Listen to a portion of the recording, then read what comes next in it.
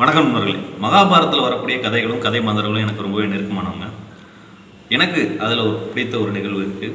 அதில் குருஷேத்திர போர் ஆரம்பமாகிறதுக்கு முன்னாடி கிருஷ்ணர் யார் பக்கம் அப்படிங்கிறதுக்காக பார்த்தோன்னா அவரை தேடி ஆதரவு கேட்க துரியோதனும் போகிறாரு, தர்மரும் போகிறாரு அவங்களோட இருப்பிடத்துக்கு, கிருஷ்ணனுடைய இருப்பிடத்துக்கு.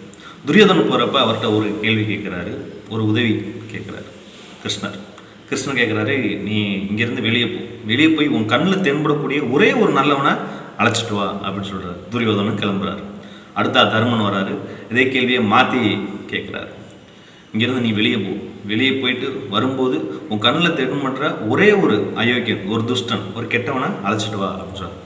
2 பேருமே கிளம்பி போகிறாங்க. கொஞ்சம் நேரம் ஆகுது. கொஞ்சம் நேரத்துக்கு பிறகு துரியோதனன் வர்றாரு, வெறுமனே வர்றாரு.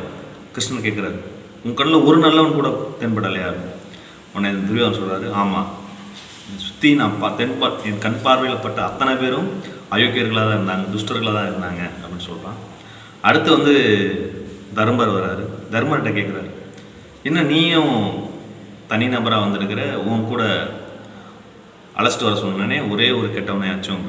தர்மர் சொல்கிறாரு, இல்லை, என் கண்ணில் தென்பட்டவங்க அத்தனை பேரும் நல்லவர்கள், நல்ல மனதுக்காரர்கள் அப்படின்னு சொன்னாராம். ஸோ இதில் நாம் பார்த்துட்டோம்னா இங்கே நாம் என்னவா உணர்றோமோ அதுதான் எதிர்த்தாப்பில் இருக்கவங்களையும் நாம் இங்கே நல்லவங்க நல்ல இது அப்படின்னு நினைக்கும் போது எதிர்த்தாப்பில் சுற்றி இருக்க அத்தனை மனிதர்களும் அப்படி தான் தெரிவாங்க.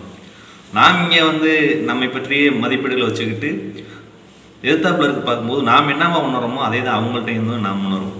நன்றி நண்பர்களே. இந்த கதை பிடிச்சிருந்தா நீங்கள் லைக் பண்ணுங்கள், சப்ஸ்கிரைப் பண்ணுங்கள்.